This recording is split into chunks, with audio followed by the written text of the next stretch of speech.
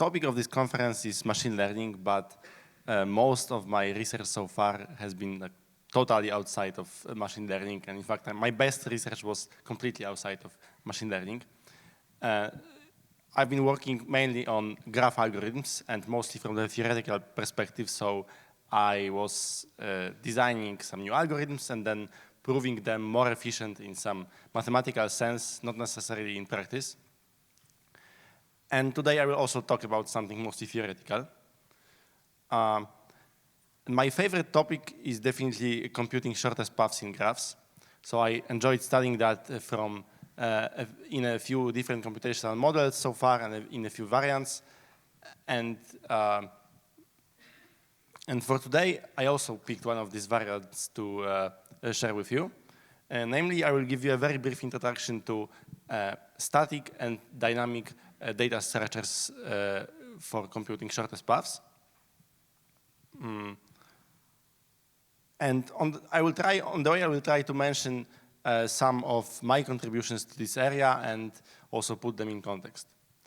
So let's start by recalling what is computing shortest paths about. So we are given a graph G with two distinguished vertices, a source and a sink, and a target T.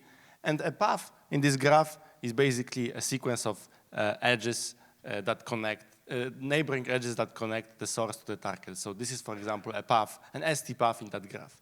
Now our goal is to find a shortest such sequence. So this one is not the shortest because it has length 5, it consists of 5 edges, and there is another path that has length 3. So this in this very basic setting, this is a problem that you might have encountered in your basic algorithms class.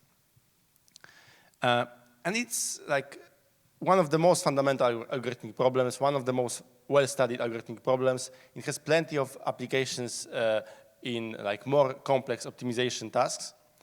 But also, okay, so let's first fix the notation. So in the shortest paths problem, you can basically have your graph directed, which means that some of the edges are unidirectional. You can have it weighted, which means that edges come with costs. And we will use the standard notation that where we denote by n the number of vertices, by m the number of edges.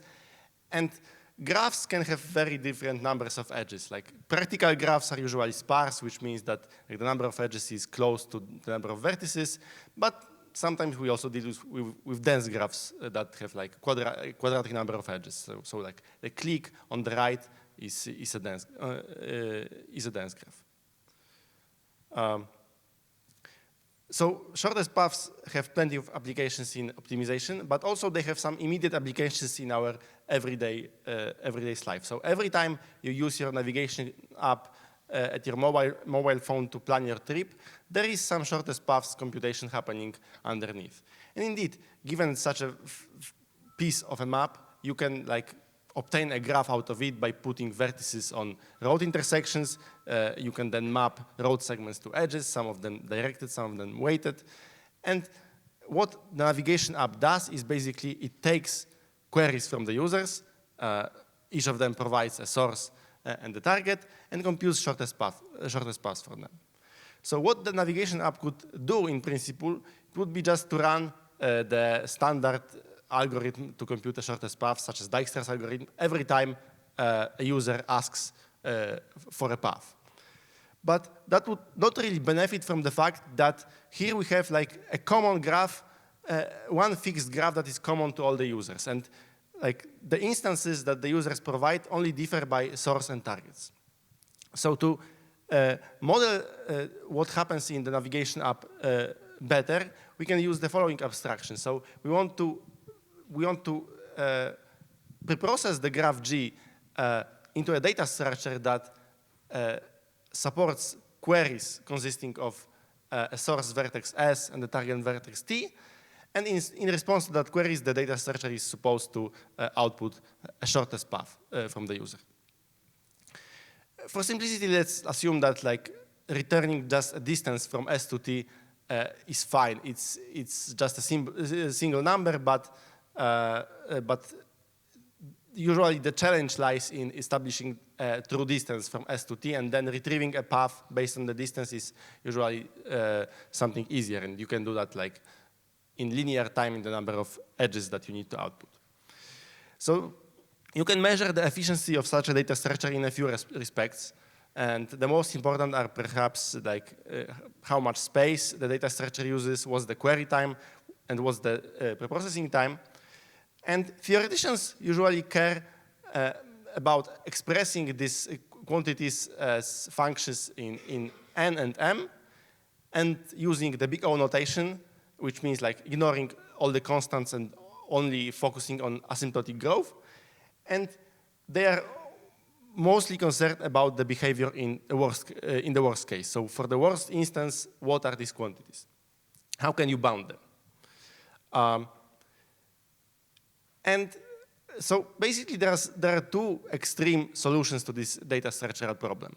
First of all, we could like pre-compute all the answers, all the n square answers to n square possible queries, store them somewhere in our memory, and then a query would involve only one single table lookup. So we would, if we use quadratic space, we can answer distance queries in constant time.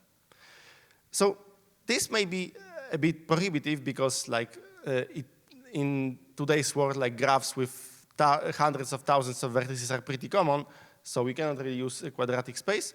But if in our application we deal with dense graphs, this is kind of okay because like quadratic space is you already spent if you store your graph anyway. The other extreme is to not preprocess the graph at all, store nothing except the graph itself. Then you obviously spend only linear space in the graph size. But then every time a user, every time you need to answer a query, you need to recompute your shortest path from scratch. So this also takes linear time in the graph size if you use, say, Dijkstra's algorithm. So it's interesting to ask for maybe sparser graphs whether there are any other trade-offs between space, query time, and preprocessing that you can get. Or if it's somehow impossible for some reason to obtain satisfying trade-offs between those, like what can you do to help? Maybe focus on some special cases like undirected graphs or unweighted graphs. Maybe you should look for some additional structural properties of your networks that would help. Or maybe the way to go is to simply give up producing exact answers and accept the fact that the data structure will be returning shortest paths that are only approximately shortest. So these are the questions that theory people like to ask about graph data structures. Anyway, going back to our problem, so we have still a very incomplete understanding of this data structure problem. So for example, even in the most basic setting, when we want to support exact distance queries in sparse, unweighted, undirected graphs, it is not clear whether there exists anything not trivial beyond the two extreme solutions. So we would like to have, say, a data structure that has only slightly subquadratic space, say n to 1.99, and only like slightly sublinear query time of n to 0.99. And we don't know. That being said, if we deal with undirected graphs and we want like approximate answers, that there is classical work showing that this is possible, that you can have both subquadratic space and constant query time. But this is basically like trading off space for your accuracy. And this completely breaks, as far as I know, it completely breaks for directed graphs. And for directed graphs, we don't even know how to deal with approximate distance queries currently in like general graphs. Okay, so that's why, since general graphs are so challenging, there has been a lot of interesting work trying to design these distance and shortest paths data structures for some well-established graph classes. For example, there was recently a very nice result showing that for planar graphs, you can have a near-optimal data structure, like with near-linear space and polylogarithmic query time. So by the way, like planar graphs are those that you can draw on a plane without any crossings. So this graph is planar, whereas like the 7-click is known to be non-planar. So in one of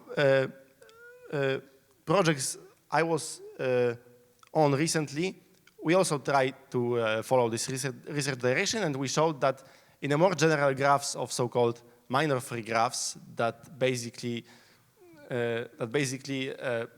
are forbidden to contain some sufficiently large clique-like structure hidden inside the graph.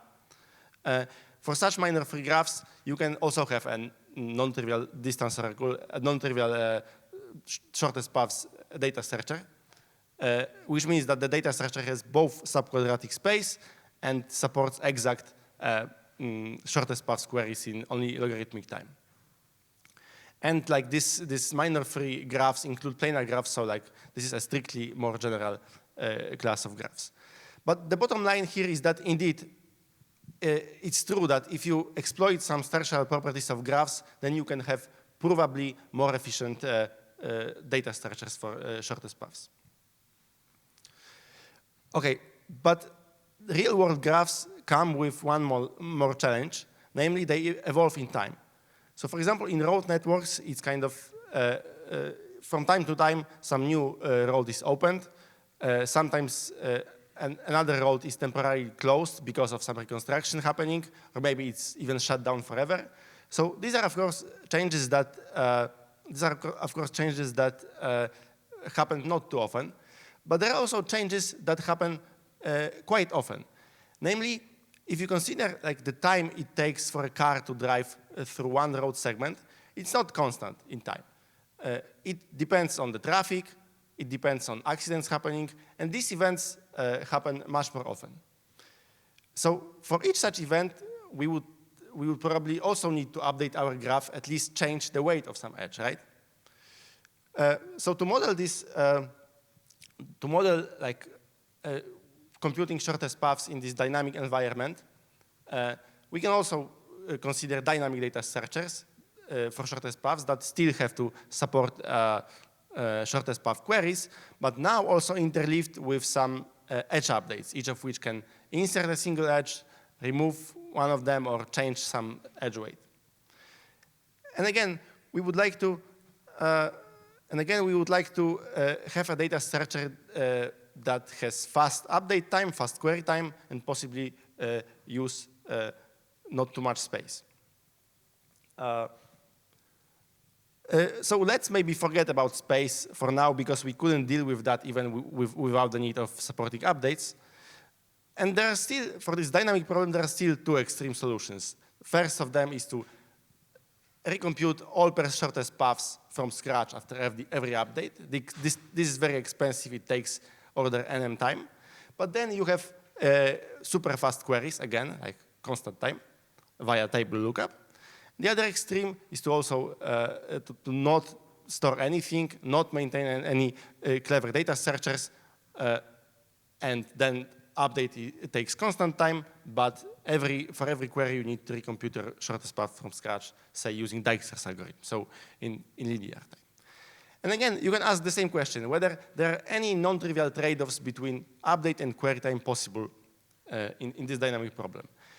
And the situation is better here, because for some 20 years we have already known that there are some non-trivial algorithms to update the all-pairs shortest paths matrix, basically that take time quadratic in the number of vertices. So this is better than the naive solution for almost all graph densities.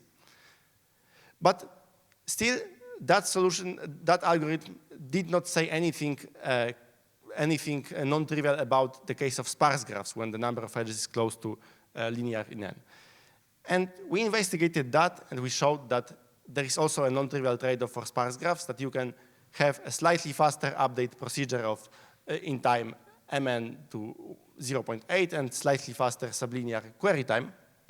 So maybe this doesn't look very impressive, but at least it shows that for the entire range of graph densities, you can have some non-trivial trade-off in this dynamic problem without introducing any assumptions about your graph. So this holds even for like most general, worst case weighted directed graphs.